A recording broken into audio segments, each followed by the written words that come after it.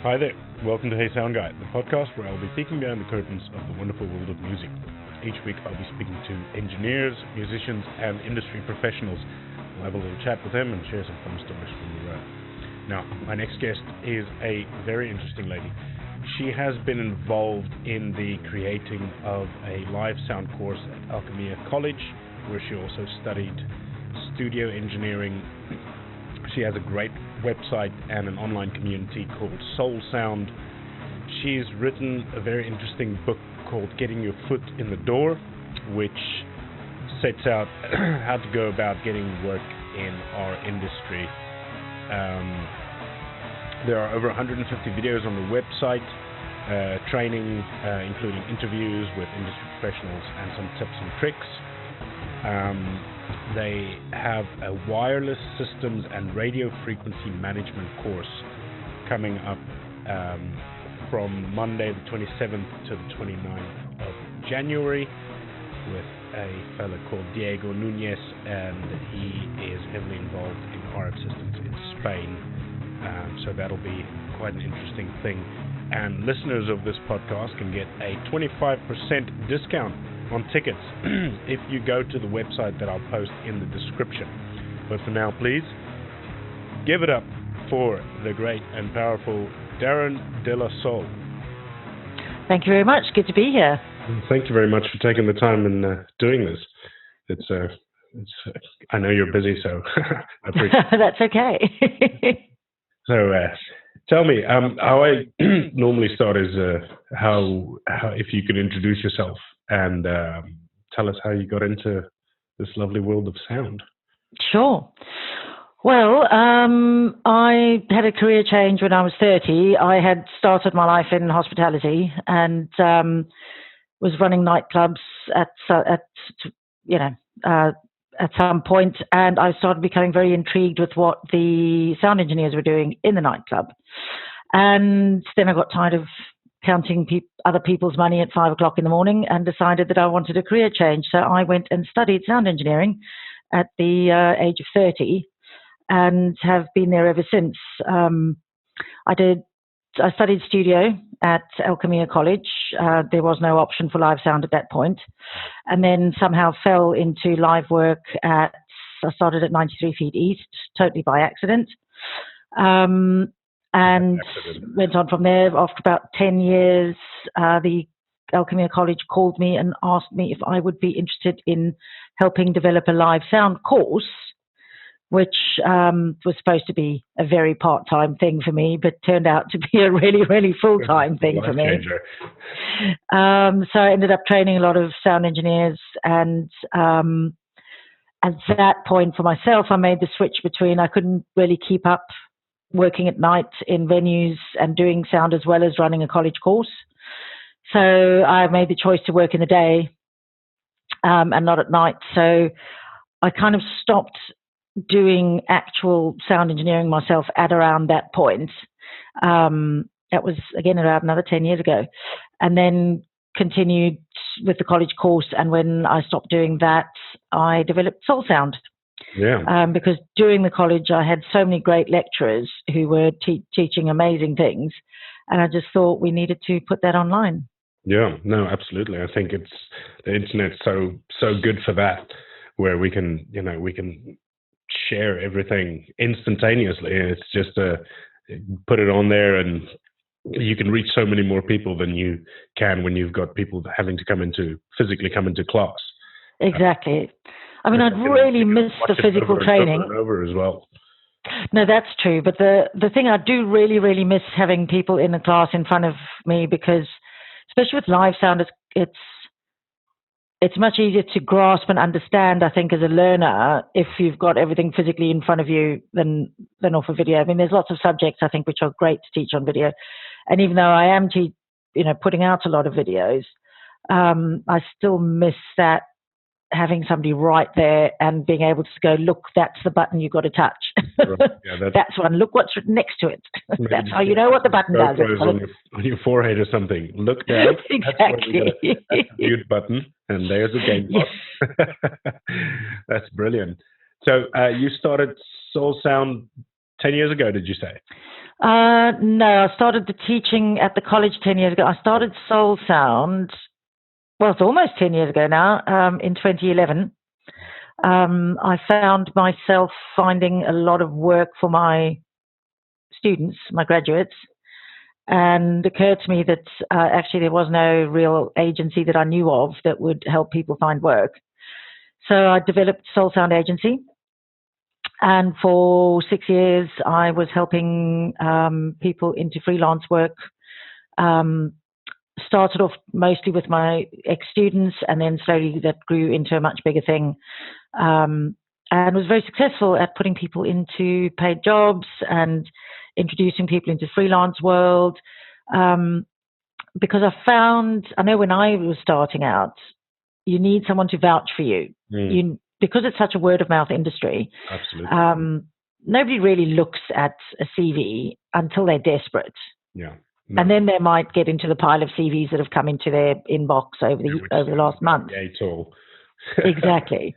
Yeah, no. But you kind of employers have to be kind of desperate before they do that. They will always go with somebody that has been recommended. Yeah. Before they'd go the CV route.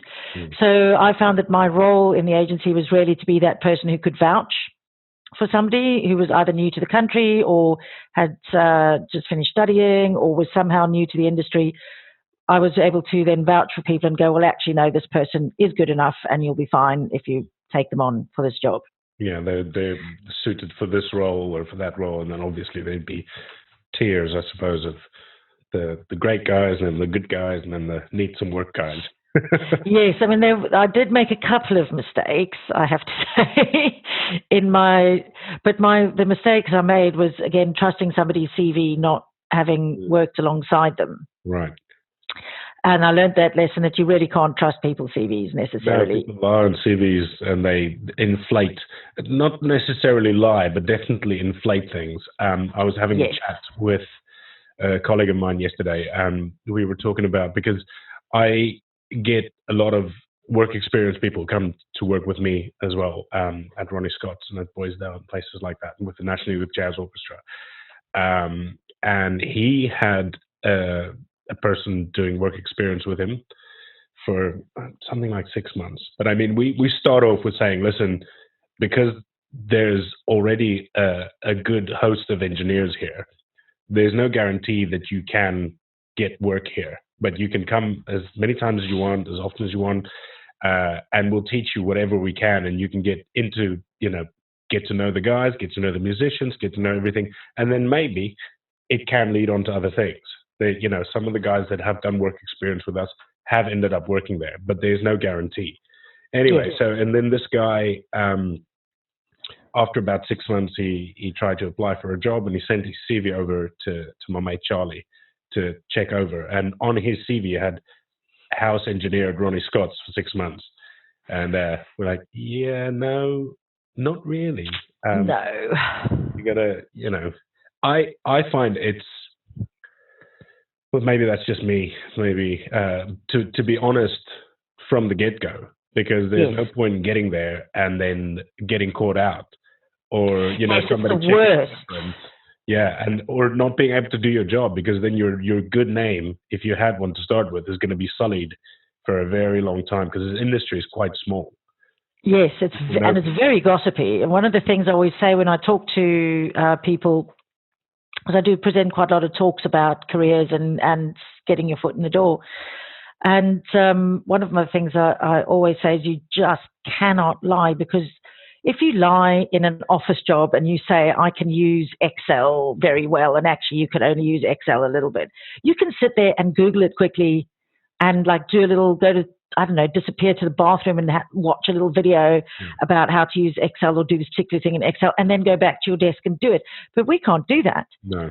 If you get caught out, there's a time limit. There's an audience coming into the venue. There's lots of people relying on you, and you just look like an idiot.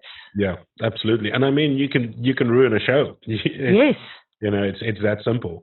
There's absolutely anywhere from 200 to 5,000 people that are going to be there expecting a show. Also, like I always say, my clients are the musicians. they're my primary goal. Yeah. Get them happy on stage and off.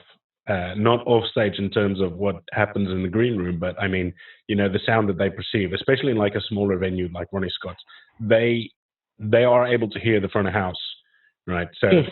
if something's not right for them, we got to fix those things. And if you don't know how to do that, then you're going to end up looking like a dunce.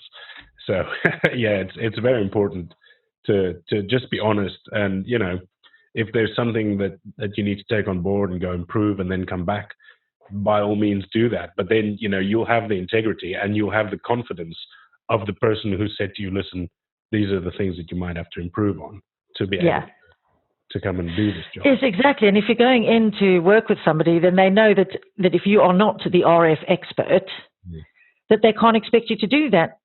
And they can actually help you. If they're better at it, they can go, well, actually, I'll set all the radio frequency, do all that management, and then I'll show you how I'm doing it. So I think every job that you go into is an opportunity to learn the bits and pieces that you don't know. And this is why I highly recommend to people that I know working for free is a real difficult subject. However, there's a difference between working for free and learning for free. Yeah. So in my opinion, working for free is if you go and you are exploited by a venue who are then using you for free to replace somebody that they should be paying. Yeah. That's not cool. No. That's not cool at all. But where there's opportunities to go and work alongside somebody who is being paid, so you're not replacing them, there is still a paid person, but you're going to work alongside them and shadow them, that's learning for free in my book. 100%. And I mean, a lot of times you're going to have to pay a lot of money to learn that somewhere else. So it's, it's an opportunity.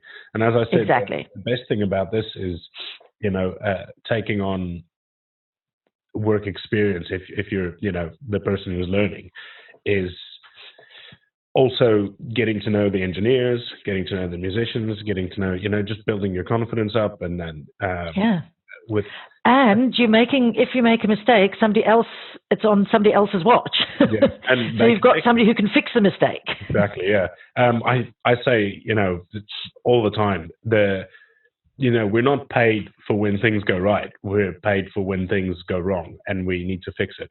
Yeah. Because anybody, if a show's running well, anybody can just sit there and watch the faders.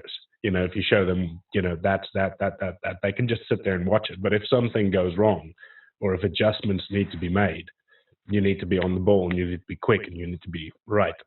Keep your eyes on the stage, not on your phone. These sort of things. Exactly. Musicians don't like that very much if they try and get your attention and you're browsing Facebook or whatever. I know, phones are such a curse. They really are. It is. I've definitely made a point of, putting it away during the showtime, put it away, turn it around even, so it doesn't light up and let you know, oh, this one's like... Yeah, put it in your bag in the dressing room or under your desk or something, just take it away, because the temptation is huge. It is, especially if a show's going well and everything's running smoothly, and they're like, okay, fine, I can let these guys go for a while. Yeah. And if you're sitting there posting on Facebook how great your show's going, and then something goes wrong. Exactly. That's just Murphy's Law, isn't it? Whenever whenever you get too comfortable, that's when things go tits up. Absolutely. So I want to talk a little bit about some of the courses and stuff that you do. You're doing an RF management course at the moment, which I see you're advertising. Yes. Now, this is a really, really awesome course. It's run by Diogo Nunes, who is not that well known here, but he's a very big name in Spain. He works in Barcelona, and he is pretty much an expert on this dwindling bandwidth that we have and how to get the best out of it and make sure you're not crossing over. So he is responsible for most of the big Spanish festivals, all the RF coordination. He did a lot of time with MotoGP. So when you're looking at that kind of thing, it's not just audio that's being used, RF is being used for. It's also all the comms between all the cameras, between all the people. It's all the cameras that are in the vehicles on the bikes. Mm-hmm. You've got all the camera transmitters. Yes. And the RF, the use of RF in broadcast is insane. And it generally falls to, apparently, the audio guys to sort out all of that for everybody. And if you can imagine the number of directors and people, the number of people who need to be talking to each other, just the comms arrangements are enormous. And you can even think about, I don't know, a football match that's being televised, the range of people who need to talk to each other and who need to and everything's done on RF. So it's a really, really important field. And I think a lot of us kind of get away with it by knowing a little bit about RF, and you go and do a couple of the free courses, which are very good. I mean, granted, I'll definitely go and do the Sure training. But you kind of a lot of the time just get away with it by luck. And I remember working on a cruise ship, and I did cruise ships are really weird places to work. I only did a few weeks as cover for somebody who had broken an arm, I think. Okay. So I did this 3 weeks on the ship, and through the Mediterranean, there was one microphone, which every time we went past some port in Spain, picked up the local radio. Brilliant. But I only knew this because it happened the first time. It's like in the middle of a show. It's like, oh, hello. Okay. I don't really know what to do now except give them another microphone, which is what happened in the end. But I realized then that, this is quite serious stuff. You need to know where you are. And especially if you're moving, like on a ship, you kind of have to anticipate where you're going, I think, and do some research and anticipate what's going to happen. So, yeah, I mean, there's lots of stories of, local taxi ranks being picked up because it's not just you who are using across the road. Exactly. And the other people who are using the spectrum, they might not be using it legally either. They might just be using it in a way that's not actually technically allowed, but they just do. So, yeah, I mean, I think there's also, if you think about the number of RF items being used on a stage, in-ears, stereo, mics, all of that, it's just a huge amount. And all big name bands are now, they have an RF tech, and that's their job. No, so there's real employment available as the RF tech. Yeah, no, that's good. I mean, my only real experience with RF is a couple of shows at the Royal Albert Hall for the proms and things like that, but not maybe like 12 sort of receivers, and not very big. And my experience with that is very, very limited. I would definitely not ever pawn myself out as a RF guy, because yeah, I mean it's subject, and you gotta know which frequencies are allowed and which aren't, and which licenses are being held and which aren't. And yeah, exactly. And at the festivals, the Ofcom guys are there. Is it Ofcom? Whoever regulates it, they're there. And it's always quite amusing, apparent, with the big American bands who come and say, no, we're using our frequencies. It's like, you can try, but you might find your show stopping in the middle. Good luck with that. You get because clipboard walking on. So, guys. Yeah, exactly. I mean, the RF police are there. They're not going to let you use channels that are not yours to use. And of course, I mean, think of a festival, the big festivals, just every stage is using huge amounts of RF, plus people bringing their own with them. It's just, yeah. Yeah, it's a big thing. It is a big thing, and it's a real skill. And I think it's not. I don't think it's a soft skill. It's not like a mixing, which is a bit of soft skill, which is a bit arty and a bit creative. RF is like, it's rigid. It's rigid. It's there or it's not, and that's, I think maybe some people find it a bit dull because of that. So it doesn't have that creative thing. But it's certainly something that will ruin the creative aspect if you get it wrong. Yeah, for sure. Or if you get, even like you said, the taxi rank or somebody, some taxi drives past, and all of a sudden you get the what do you call it? The controller through the PA. Yes, it's not fun. It's not ideal. It's not ideal. Yeah, well, that's definitely an important thing, and it's good. I wasn't aware that these bands actually employ RF guys. I mean, it makes sense though, because when we do gigs at the Albert Hall and places like that, or Royal Festival or wherever, yeah, they have RF techs come in and do that. So it makes sense. It makes total sense. Yeah. It's an and important... that's one of your ways into, if you want to be working for the bigger PA companies, the SSEs and the all of those big companies, they need RF techs. Right. Because they need to send out, if they're putting in a system, they need to send out somebody with that system, not only to do the system checking and all of that, but they need to send a radio tech out as well. Yeah, to monitor and babysit and make sure everything... Exactly. Plus corporate world, if you're going to be working in corporate, which I highly recommend that most people do a little bit of corporate because the money's good and they do pay on time. There's so much RF. Plus, one of the interesting things about corporate actually is, of course, people can spy. If you've got a really big, sensitive information event, they can be spied on by people. Oh, right. Yeah, absolutely. Yeah, so there's all kinds of other levels of impregnability that you want your RF systems to have, so that you can... can you imagine if you have a huge Apple meeting that's all... can you imagine who wants to spy on that? Yeah, everybody. Even if somebody wants a new iPhone, he's like, I picked up this antenna from Amazon, I'm going to see what I can find out.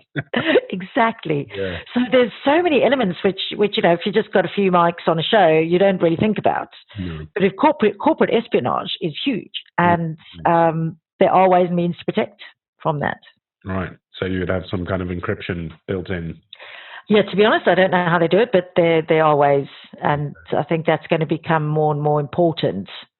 And of course, if you're a monitor engineer, if that's your main sort of line of work, a lot of the time, if it's a smaller show, a smaller band, and you don't have the budget for an actual RF tech, monitor engineer is RF tech. So it's really important for monitor people to be having a thorough understanding. Yeah. Well, that makes total sense. I mean, the goal really is just to keep progressing and not be stagnant. So, I mean, it's always good to learn new skills that are, applicable to your role, or something that can get you something else. So even if you're a front of house guy, it's always good to know these things. Of course. Even if you're just a stage not just a stage tech, but I mean, even if you're a stage tech, it's useful to know these things because, in this world of ours, every day, new engineers get churned out, and we gotta make sure that we stay current and we stay relevant, because if a younger guy comes along, doesn't matter if you've been there 20 years, but there's a new guy that knows double or triple what you know and is more capable of doing it. And, these guys, they're and they're eager, and there is still a problem with also, of course, people undercutting each other, young guys. Unfortunately, yeah. And girls going out there cheaper than experienced people. But what do you need? So your 20 years experience needs to not just be the first 5 years repeated. It needs to be continually upgraded as you go along. And most people do, the good engineers do. But yes, I think you can become complacent, and you need to not become complacent at all, at any time in this career, because it also moves so fast. Yeah. One of the reasons I stopped mixing bands is because in the couple of years between me stopping mixing because I was doing the college course and me stopping doing the college course, it was only a year and a half, 2 years, but I fell really behind. And I mean, I was running the course, so I wasn't doing a huge amount of the teaching of audio that other people was doing. I was looking for work experience for people. I was doing the admin and all the creation and the marking and the creation of course material and all that kind of stuff. So I really didn't have time to be actually engineer, and I really lost a lot of that skill in those 2 years. And then that's why I went into the business side of it in the end, rather than carrying on mixing, because I just felt I'd kind of lost my game. No, in that 2 years, it's really quick to lose your game. Yeah, no, I mean, I find that if I go away for like 4 or 5 days and I come back, then I'm nervous. Yeah. So what does that button do again? I don't know this desk. It's the same with us. Yes, and I know, like, when I first started, of course, everything was analog, and I always used to look at the lighting desks and go, but you have to learn like 1,000 different lighting desks. That's so weird. And then, of course, digital happened, and now we have to learn 1,000 different desks. Yeah. Luckily, I mean, the majority of the desk manufacturers, they kind of tend to have the same setup and the same names. You know, every now and then you get a desk that calls things in a different way, like the SSL desks, lovely desks, best sounding desks I've ever worked on, but they're sort of hard to navigate if you don't know them, and they call groups or DCIs, they call them stems, for instance, things like that. So it's kind of hard to navigate if you don't know it. Yes, and that comes from recording world, doesn't it? Because SSLs are recording desks. So calling it a stem is great in recording world because you've got it. But I think in live world that would be quite confusing. It is. Yeah, and you know, that's one of the things that we tried to negate. We were looking at getting one at Ronnie Scott's, but we ended up going with Digico, which is, it's a bit more user friendly. Everybody knows Digico. It's very simply laid out. Everything is kind of there, unless you need to do some real routing and stuff like that. The rest of it's pretty easy on the surface. You can get a guest engineer in and just show them that's that, and they'll be like, good, let's go. Yeah. So yeah, it's a Digico desks they're great, and like they sound fantastic, and yeah, they're really good. I'd like to. So what are the other courses that you do? Do you do studio sound and live sound courses as well? Well, online on the website, we've got about 150 or odd videos. Some of there's some really good recording videos. We've got drums, vocals, guitar and vocals with Marcel van Limbeek, who recorded almost all of Tori Amos's albums and was her monitor engineer for a long time. Right. So his and he's a genius at explaining stuff. So he's a really, really worth watching. Then we've got a lot of live stuff with John Burton and Justin Greeley, who we've got mixing front of house, mixing monitors from front of house, and then lots of also short snippets, stagecraft. Now, Justin Greeley's stagecraft masterclass is absolutely amazing because he is the king of labeling. Okay. And neatness and tidiness. Like his own life is not neat and tidy, but his stages are immaculate. If he was to fall over dead in the middle of a gig, anybody with any knowledge could walk up and figure out what was going on the stage, and just by looking at what he's done on the stage. So that stagecraft video I highly recommend to everybody, even if you've been working for a long time. I think there's some real nice hints and tips. Just little things like which way you put the microphone over someone's shoulder, so if it falls into the thread, not out of the thread, so you don't end up with drooping microphones. Just these tiny little things to think that you might not have thought about. So there's about 150 videos there. My personal contribution to all the videos and stuff is employability and careers. So on the website you can download my book, Getting a Foot in the Door, which is all about how to go about approaching people and trying to get work from them. I do stuff about freelancing and how to set yourself up so that you are, because I know most people don't go into the sound engineering world because they're great at admin. Definitely not. I know almost no sound engineers who have any skill in admin at all. So just to help you with how to get your admin correct so that you don't get into trouble with the tax man. And also recently have run a couple of courses on how to get work, which were online, and we did online group calls. And I've got some tried and tested techniques because as we said previously, no one ever got a job by putting a CV in sending it. Almost nobody ever got a job by sending an unsolicited CV to someone. And it seldom happens that CVs are asked for. You know, nobody advertises a freelance job for next week Saturday. It doesn't go onto a jobs board somewhere. People just ask around until they find someone. Yeah. So I've got lots of techniques for how to actually get into someone's office so that you can talk to them. Because mostly you phone up a company and you say, I need some work. Can I come and work for you? They'll just go, no. Yeah. Sorry. Find out. So what you need to do is to get into their office to have a conversation with them. Mm-hmm. And my one golden nugget for this is never ask for work. Ask for advice. Okay.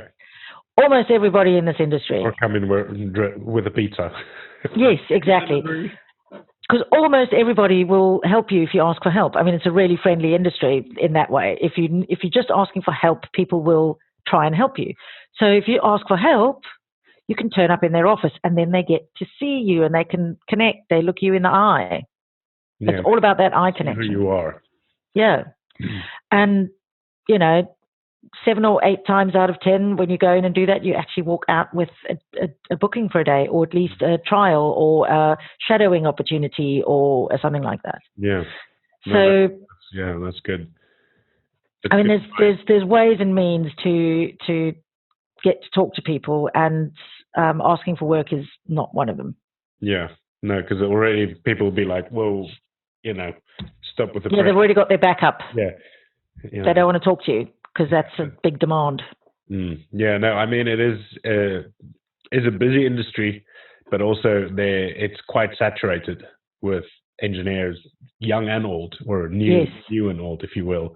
So, if a place already has a group of engineers, it's unlikely to say, yeah, here's work. But like I said, even with us, it's easier for me to take somebody who says, oh, can I come and do work experience? I want to learn, I want to see, I want to just get involved, and I'm much more likely to say yes to them as when somebody says to me, have you got any work for me?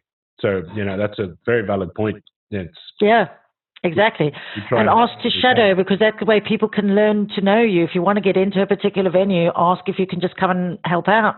And then stay for the entire gig till the end, coil the cables at the end, close that last flight case, buy the engineer a beer, and, chances are they'll go, okay, we'll come again next week. And by then you're starting to know the venue. And when there's an emergency and they've got no one, they'll call you because you 100%. At least know where the cupboard is.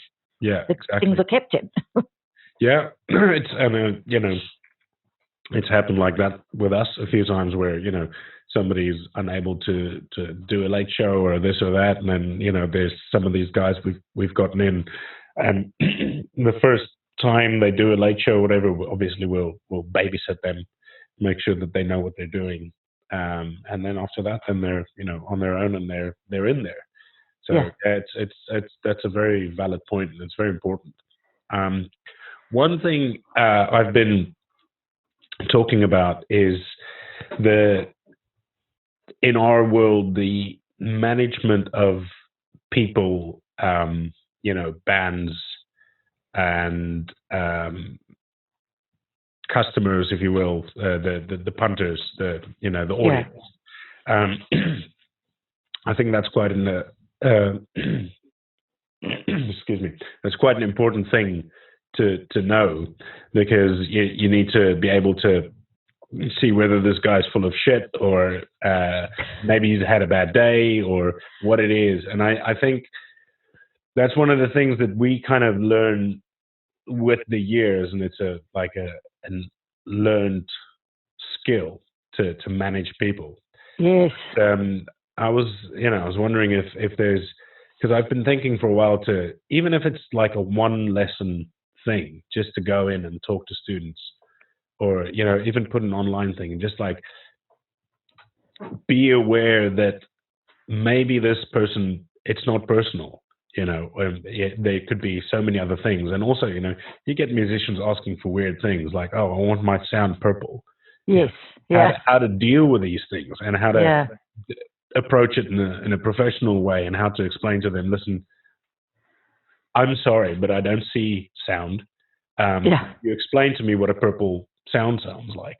Or, if somebody tells you their monitor sounds like shit, you're like, well, I don't know what the shit sounds like. I don't know. Why is it? This to me? Yeah.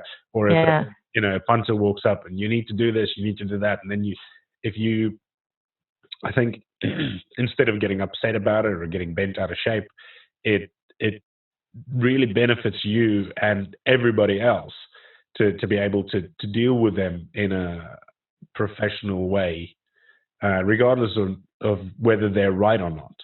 You know, it's a very important thing. And yeah, I don't know what well, one thing I think on that subject is that in the end, you've got a lot of people working in this industry between the performers on stage and people behind the desks, where everybody has the potential for being a little bit nervous. Mm-hmm. Yeah, 100%. You know, people who are about to perform who are not seasoned performers, even seasoned performers, they get really nervous. So particularly during the build up towards a gig, as the day passes, the chances are that nerves are going to be happening to everybody. Yeah. And one thing that nervousness, especially if you're young in the game of being, or new to the game of being an engineer, or you're doing a gig that's bigger than yours that you've ever done before, or more difficult in some way than you've ever done before, you are going to be nervous. And one of the ways that nervousness manifests, or lack of confidence manifests, is by being rude. Mm. Short, and saying, "Oh, don't tell me that kind of thing." And often when I see it happen, and I know it happened to me when I was starting out, and I realized in hindsight, this was actually me being nervous and not confident when I was trying to project overconfidence, which just ended up sounding rude. So I think one of the things is to, if you find yourself doing that, like just take a step back and go, okay, that's me being nervous. I need to just reconfigure how I'm outwardly manifesting this, and try and just say, because I think one of the things to do if you're not sure of yourself is just to say very little. Like, you don't have to justify yourself. Just rather say very little and think yourself through, okay, I need to solve this problem, and then figure out a way of solving the problem. And if other people are, slightly aggressive or nasty to you who are on stage, it's like, realize that actually they might just be nervous, and that's how it manifests itself. And they might not know how to ask properly for the thing they want. They probably don't know they can't explain to you properly what they mean by the sound being purple. So they just say something out there. Something else. It's like, well, it's got to be purple. It's like, well, what the fuck does that mean? But they don't know how to describe what they do want. So one of the things I've thought about doing actually is to do a little course for performers and how to relate to your sound engineer, and vice versa. Actually. Yeah. That's it. How to describe to your engineer, yes, I can't hear my vocal. Instead of saying more vocal, say, well, I can't hear my vocal. Is there anything you can do? So they then have the option of cutting some other things, or reducing level on some other things, or maybe taking and just having how to have a discussion that's meaningful. Yeah, and with your sound engineer. With it being perceived rude or aggressive. Because exactly. And actually having real words at your fingertips. Yeah. Like, can you, I don't know, change the EQ on my vocals so that it doesn't clash with the piano so much? Or what's happening is I can only hear the piano, I can't hear my vocal, or I can only hear my vocal, I can't hear the piano. So there's real words that they can use to communicate with each other. Yeah, no, I think that's very important. It's just, don't really know how many musicians are going to do that, because they're all perfect. No, that's true. They're all perfect. But I do think it's important for us to be the bigger person. Definitely. To not that we're bigger or better, but just because just take it on the chin if someone's rude to you. Yeah. No, it's really difficult sometimes. I mean, I've had instances where people would just shout and curse at me. And you just hold on a second, what's going on here? And then I've explained to them what it is, or the situation, or I've asked them to explain to me exactly what it is that they want. And that's kind of diffused the situation and kind of brought it back to an amicable level, or at least to a place where you can work together in a way. No, I totally agree with you. And often what you'll find is that people will later apologize and say sorry, because they realize what they're how they behaved wasn't great. But in the run up to doors, if there are problems, and often, especially in smaller gigs where, you know, you're supposed to have a 3:00 sound check, but all the band members are working, so you've got 3 bands trying to sound check at 6, and doors are at 7, and, you know, all that kind of thing. Tensions run high. Yeah. They No, just I mean, do. but I think, you know, I repeat this over and over. I think communication is a very, very important thing. You know, even if you get these guys, as soon as they come in, you're like, okay, guys, so we have an hour, we have 3 bands to sound check. So if we can all work together and make this work, I find that's, for me, it's always worked a little bit better, you know. Exactly. It gives people the parameters within. Up, or, you know, being the desktop engineer. Yeah, absolutely, because you've got to give people the parameters within which to work. It's like, you've got 20 minutes each, so let's get cracking. Can we share drum kit? Okay, there's 10 minutes saved. Yeah. Just that's guiding people through the process, because, you know, people don't become musicians because they're organized human beings. Either. Quite the opposite. So you need to guide them. So you need to warn them, look, we've got 5 minutes left. What's your priority for the sound check? Yeah. Or whatever, but don't just cut them off. Yeah. Oh, no. No, definitely not. That's not a way to go about things. Yeah. I mean, I think definitely. I mean, unless they're being total assholes. I have muted mics on people who've been total assholes. I've done that. I was actually talking about that yesterday with a friend of mine, where this pianist came in. He's quite well known, very young, very talented, and he was just a trio. They were going to do the late show and then the jam. I don't know if you at Ronnie Scott's at 11 o'clock. The late show starts, and they play for an hour, then they take half an hour break, and then they do a jam until about 3 o'clock. And so he was running the late show and the jam, and they started bang on 11 o'clock. There was no change over time or anything like that. The main band finished on time, 10:15, so we had time, and I set it up, and they started at 11. And they were playing and playing and playing and playing and playing, and it got to about 2 o'clock, and they haven't stopped, and they haven't invited anybody on. And I went to them and I said, "Listen, you gotta do something." It's like, you've got all these people. And and the room was full of musicians, obviously, because he's a young, very well-known talent, and people want to play with him. And 2:30. Something, and I went to him and was like, well, you haven't even announced the last song yet. You just started another one, and we got to be finished now. And he kept going. 2:45, same thing. 2:55, same thing. 3 o'clock, I went to him, well, you have to finish now. And he just laughed at me. So I walked back to the desk, and I turned all the mics off, and I made an announcement. I said, thank you very much, ladies and gentlemen. That's it for tonight. And I switched the stage lights off. And he kept playing. You're kidding. Thought he was being funny. So I walked up to him and I said, listen, I know you think you're funny, but you're actually not. Because if anybody from the council shows up, you've only got a 3 o'clock license. And I don't know if you want to be known as the guy who's responsible for shutting this place down. So maybe you should check yourself a little bit and show a little bit of respect. You know, well done. So it's but it's happened before. It's not a pleasant thing when it happens, but you know, sometimes. I know, but usually that problem is with DJs. It's not normally with jazz musicians. Yeah, right. Yeah, no, I mean, it was just. I think it was in the sort of peak of his fame, and he thought he was the best thing since sliced bread. It's like, well, actually, no, my license is way more important than you. Oh, yeah. You have one night. Yeah, you've got one late show. It's not even a main show or anything. You've got one gig here, and if you continue on like that, then probably you won't get another one here. That's also a good point, yes. Well, you know, that being said, fun times we have. But, I mean, and then on the other hand, we're quite fortunate in that we get to work with nice people the majority of the time, and everybody. Oh, yes. Like I said, if you have the communication, even about artists who are notoriously dicks, right? And I've always found that if you, as soon as they walk in the door, walk up to them and say, hey, I'm T, I'm your sound guy for today. Whatever you need, let's do this. Let's work on this together, especially if they're notoriously difficult to work with. Yeah. Start off on a strong offense almost.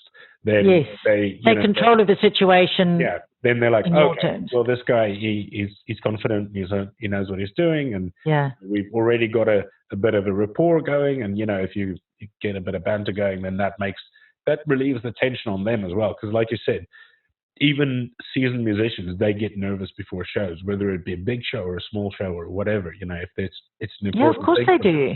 or they had a shitty flight, or they had a late night the night before. So many times you're like, oh, so where were you guys yesterday? No, we were playing Turkey, and then we had a 4 a.m. lobby call, and we flew here, and then this guy's bag got lost, and this and that. And there's so many factors that are involved that we don't know, unless you go and you open this dialogue with them straight away.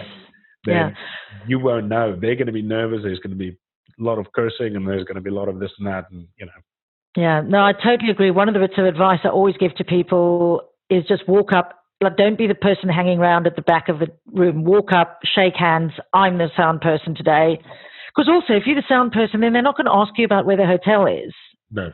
Like, and you say, like the promoter will be here shortly or whatever. So at least they don't hassle you about information that you don't have and you can't give them because you don't know it. Yeah. But also that confidence thing, if they are confident in you and you are having a problem, you can actually just say to them, listen, I need 5 minutes to sort this out. If you want to go and have a fag or just go to the dressing room for 5 minutes, I'll let you know when I'm done. Then they don't get worried that you're not going to be able to solve it. They just, okay, we'll give them 5 minutes. Exactly. Yeah, no, I think that the keeping that communication open is such an important thing. And, sometimes you get people who are just not nice, and then you just chalk it up to a bad day.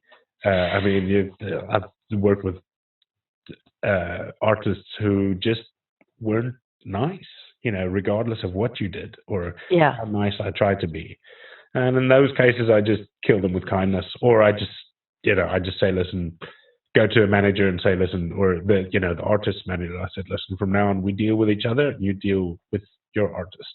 Yeah. Because I'm not going to be shouted at and cursed at when I haven't done anything wrong. When your artist didn't turn up for a sound check, and then giving you grief on stage. Show went perfectly fine. No. What had happened? This was a pianist. She came in, solo piano. I can't remember if she sang. Maybe she sang 1 or 2 songs. But I mean, I had the whole afternoon to get her piano and microphone sounding just so. She came in, she sat down for half a song, and she was rude from the get-go. I did my whole thing. I walked up, hey, I'm T, and she just like, and walked past me. Like, oh, you're kidding. Yeah. And then during her half a song of soundcheck, I went up to her. I stood with the iPad next to her. I said, is everything okay? And she just like grunted again, like, I'm like, okay, this is going to be one of those. And so with double houses on a Friday night, first house show went fantastic, standing ovation, and it sounded really good. She didn't look my way once, because already from the sound check, right, going the way that it did with her grunting at me, my eyes were glued on her for the entire 75 minutes, just to look for those micro expressions, because sometimes you learn quite a bit about the happiness of an artist by the faces they pull. And nothing. I mean, she did the whole gig and everything was fine. I went into I was quite chuffed with myself. I was happy. The sound was great. And I walked back full of confidence and everything back into the dressing room. And that was a great show. How was it for you? And she starts off, that was fucking shit. Wow. And just screams at me. I'm like, whoa, hold on a second. Oh, just a second. Don't scream at me. Don't shout at me. Don't curse at me. From my point of view, the show went really well. 250 people standing up, giving you an ovation. To me, that's a good show. The show. I looked at you the entire time. You didn't look at me once. You didn't wince. You didn't nothing. So tell me what's wrong. And then she just, again, it's like, it was fucking shit. If you can't fix it, you have to get another engineer in here. I said, first of all, you're shouting again, and I'm what you got. There's no other engineer here. I'm here with you for 2 days. and I'd like to make this at least a working relationship. So, and she just kept screaming at me, and I walked out the door, and I said to her manager, I said, listen, who was incidentally her daughter. So I said to, and she was, just apologizing. I'm so sorry about my mother. I'm so sorry. I said, we all have our things. I get it, right? But this behavior is unacceptable. So from now on, you'll be dealing with your mother. Any kind of requests goes through you. Anything I have to say to her goes through you. I don't want to deal with her. I don't want to see her, because I'm not going to be treated like this for having absolutely nothing wrong. So I mean, you get those things where unfortunately people are just dicks. Yes, it does happen. But I always think that the ratio of good days to bad days that we have in our industry and what we do is a much better ratio than, say, our mates working in offices, their ratio of good days to bad days. Yeah, no, I mean, those are a couple of the bad stories, but I've been at Ronnie's 11 years now, and I mean, I've got maybe a handful of bad experiences in all that time. So yes, the ratio of good versus bad, the good outweighs the bad by a country mile.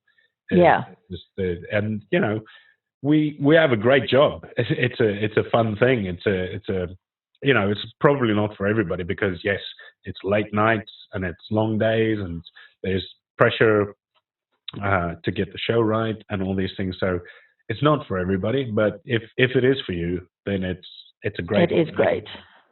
Yeah. No, it is great. And one last thought on that subject is, yes, the show's got to be right, but you know what? If the show does go wrong, which they do, and it's not perfect, which happens, you're not starting a world war. Yeah. You haven't destroyed a rainforest. You haven't set fire to a building. You haven't, it's a show, and it might not have been perfect, but shit happens. And you need to be able to get over that as well, because that's part of the thick skin. You've got to have a thick skin, not only for people shouting at you or having a go, especially if you've got, I don't know, rappers and stuff. They always have a go at the engineer, even if it's perfect, just because it's what they do. Yeah. Which is one of the times I switched the mic off. It's like, no, we had an agreement that you were going to stop doing this. I had a regular rapper once a month, and he kept dissing me from stage. It's like, I said to him afterwards one night, it's like, why? Like, it's fine. He said, no, it's completely fine. It's just part of the show. I said, well, can you please not make me part of your show? Yeah. Next time you do that, I'm going to take the mic off.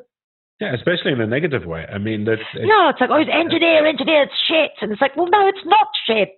But the whole crowd turns around on you, and like, it's like, no, you're going to get this. I'm going to get lynched by this crowd. No, that's not acceptable at all. Yeah. No. Well, so one night I'd said to him beforehand, if you're going to do this, I'm going to switch your mic off for a short time. Like, I have that. If you call me a shit engineer, I'm going to be a shit engineer. And I did. I only did it for about 5 seconds, and after that, he was like, "Okay, no, she's never. I will not do that again." Yeah. I mean, and we ended up having a great relationship. It's like, do whatever you like, but don't make me look like a dick in front of 200 people. It's not cool. No, it's absolutely not cool. I mean, I've had instances where artists would the whole, hey, sound guy, can I get this during the gig? Or, there are sort of agreed upon hand signals which work for everybody. It's a global thing, even if you don't speak the same language, you can say, that's it. Yeah. Right? But when they start going on and on, like song after song, sound guy did it. I've had to, have a word sometimes with people and say, listen, if you need anything, just show, because I'm watching you, right? I'm not the engineer I mean, I can kind of understand as well, because if you're a touring artist or a band and you don't tour your own engineer, I can understand that, sometimes you are going to get into a venue where the sound guy doesn't give a shit. And they're not going to pay attention. So maybe then you have to say something, but maybe wait until you don't get my attention, then say something. Yeah. Yeah. During the song. Or at least just say it in a nice tone of voice, because it's grating as a member of the audience to hear this, Get my monitors are shit. My monitor. It's awful to be that audience member who's got to listen to this, and and I did a little show locally a while back for somebody's 70th birthday, and she's a big producer, so lots of people came and did little bits and pieces in a show for her birthday party, and it was a really lovely night. But nobody was being paid; it was all voluntary. Everybody was volunteering their time. It was our gift to her was to put on this show for her. And there was a couple of problems with the sound, but the sound guy was way at the back of the room and clearly wasn't hearing the same problem. Because quite often, if it's if you're actually in an awkward place, you can't always hear what the problem is. Everybody else just made, okay, this isn't perfect, but we will just make it work anyway. Yeah. And so they did their job in not perfect circumstances. But they got on and did their job. And then these couples who were singing, oh, my poor sensitive ears, it's really ringing. And yes, there was a bit of a ring, but it wasn't screaming. There was a bit of a ring on the mic. It wasn't howling. And yes, it's quite difficult. I know it's quite difficult, but it's one song. Just get on with it, play it, and go. Yeah. And it's like he almost ruined the whole. It's like it's not always going to be perfect. Yeah. So if it's not perfect, do a little bit to try and to repair it. If it's still not perfect, I'm talking from the artist's point of view now. If it's still not perfect, just get on and play the show because that's your job. Exactly. Yeah. Is to get on and play the show. Yeah. I mean, and to be fair, really good and seasoned musicians, the majority of the time they not relying on their monitors at all. And if you should be able to play a show without monitors. Yeah. I mean, really, if you know what you're doing. If you really have to. If you can count time and you can keep the tempo, you should really be able to. And if you know your material. Yes. You should really be able to get away with that. I mean, I understand for singers it's a bit more difficult because you've got guitar amp, bass amp, and drums, and whatever else on stage that's drowning you out. But if it's not something that's going to cause serious damage or that's completely detrimental to the show, then just get on with it, really. Yeah. But I suppose they are the artists and they're going to be sensitive. Yes, and everybody's different, I suppose. Yeah, no, it is. Yeah, great. So you do the live sound. You've got the videos of the live sound and the studio sound, and what you said you're not doing any more live sound yourself. You're just doing the management aspect. Yeah, so I don't have the agency anymore because I had a bit of a run-in with the HMRC, who have a different definition of a freelancer. Okay. So I don't have the agency anymore. It became to a position where I was going to have to be deducting PAYE, and it was just not viable. Thing. No, it wasn't a viable business model. So now I rely completely on the website. Of course, we do have the public liability insurance that we do for a really, really good deal. Yeah. We're £80 a year at the moment, and that includes 10 million PLI. So it's got a 10-meter height limit, but that's usually enough for most people, certainly sound people.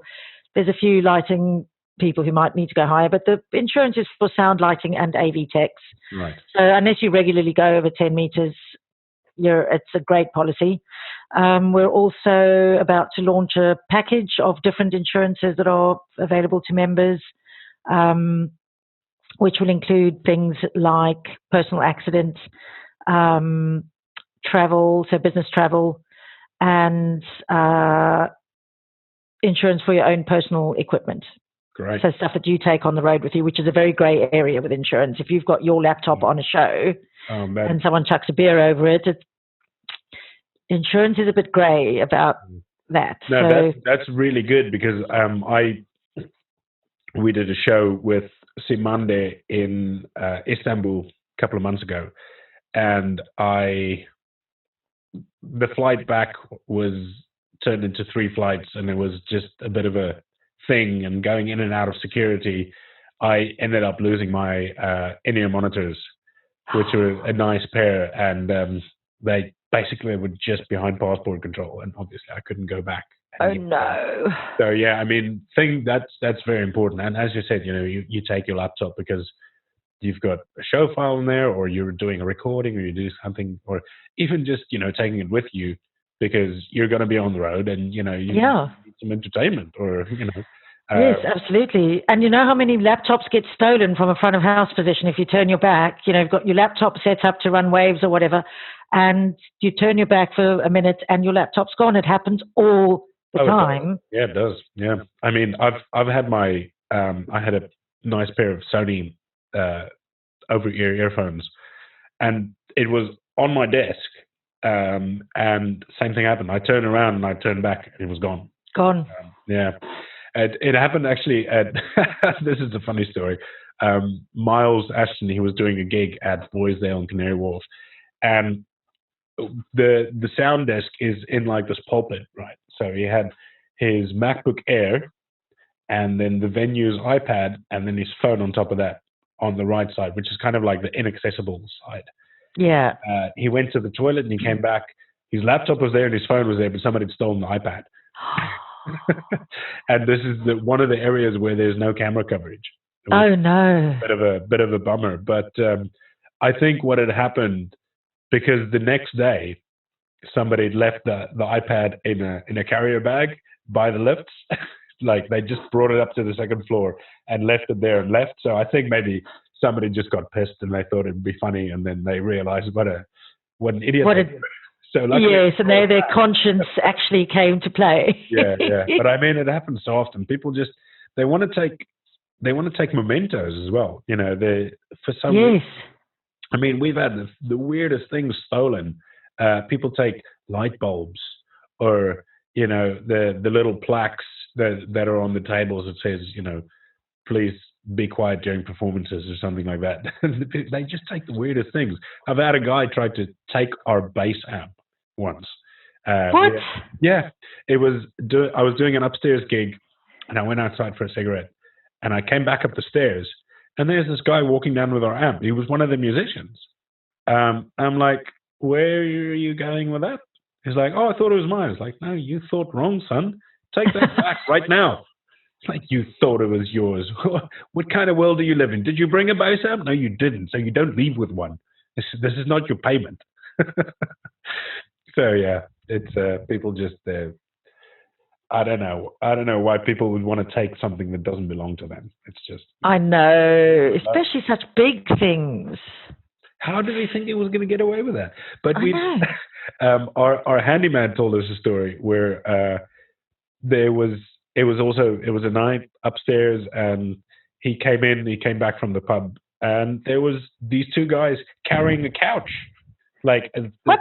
Yeah, carrying a couch out down the stairs. It's like, guys, where are you going with this? Like, oh no, we thought we could take it. No, you don't. You weren't thinking. What made you think you can take the couch? Yeah, you weren't thinking. That's the thing. You weren't thinking. So, yeah, people are people. What are you going to do, right? Yeah. Yeah, shit. Well, I am going to let you get on with your things. Thank you very much. I thank you very much for doing this. It's been a great pleasure, and I will be posting links to the Soul Sound website and everything that you're happy to share, so people can get in touch with you. And yes, absolutely. I'll send you a link for. Well, if this goes out in time, I'll send you a link for the RF tickets, right. And I can make you a little discount code. Hey, sound guy. Fantastic. Discount That's amazing. Code. Great. When is the RF course? It starts next week, Monday, not this coming Monday, the 27th. Right. Well, I'll be sure to have that out by then. Cool. I'll make sure that this is out Friday next week. Okay, amazing. And you should come. Yeah. Where is it? It is in Yorkshire, but it's a beautiful trip, and it's cheap accommodation, and Yorkshire's gorgeous, and the train's not too expensive. Beautiful. How long is the course? It's 3 days. Okay. Yeah. Sorry. So I'm going up on ride my bike up there for a bit. Yes. Have you got a motorbike? Yeah. Oh, cool. Motorbike now. Yeah. I had a bit of a run in there with insurance. Basically, I was advised when I did insurance to do that I couldn't do commuters insurance because I didn't have a fixed place of work, as I'm a freelance engineer, and so I did social domestic. And then, yeah, so the police pulled me over when I was riding to work, and they're like, yeah, so you don't have the right insurance. And they gave me 6 points on my license and a £650 fine. And because... How did they know you were going to work? He pulled me over. And then well, I don't know. He ended up lying in his statement because that got read. I appealed it. I went to court and I appealed it. Oh, well done. The statement that was read out, he said that when the ANPR caught my license plate number, it showed that I wasn't insured at all, and that's why he had to pull me over to investigate me. But when he spoke to me, when he pulled me over, he said, we saw that you're only insured for social and domestic, and you're going to work, so you're not rightly insured for this trip. Wow. And then he also said that when he asked me to provide details of my insurance, I couldn't show it. I couldn't provide this, which is also a lie because I showed it to him. I've got it on my phone, my Adobe Reader, so I showed it to them. And I think he even spoke to my insurance company. So just blatant lie, which is, But anyway, all that's behind me now. I'm back on the bike. And maybe I'll make a trip up to Yorkshire. Yeah. Yes, do it. If I don't it's going to be good, and it's going to be really worthwhile. Yeah, sweet. It's hugely practical, and Diogo really knows what he's doing. So I think it'll be, and he's such a nice guy. And I love these courses because they're just really social as well. Yeah. If you're together for 3 days, you actually really build some nice friendships and get some good rapport going. Yeah. Nice one. Fantastic. Awesome. Thank you so much for your time. I appreciate it. You're welcome. Thank you for asking me onto your show. Lovely. Well, we'll speak to you soon, and have a good day. You too. Brilliant. Thanks. Bye. Right. Well, there we have it, folks. I hope you enjoyed that as much as I have, and that you have found something that you can take away from that. As I said in the beginning, I will be posting links to Soul Sound and how to become a member, and also where you can download that free ebook, How to Get Your Foot in the Door by Darryn de la Soul. Very interesting read. It's not very long, so definitely take the time and get through that, and hopefully you can get your foot in the door in this beautiful and crazy industry that we work in. I'll be posting links to her website. I'll be posting links to my social media. So as always, you can get in contact with me. And I've also started a Patreon page. So if you like what you see and you want to donate and help out, go to patreon.com/HeySoundGuy, and there you can help me out. Also, if you like what you see, like, share, subscribe, get the word out there. Thank you very much. Until next time.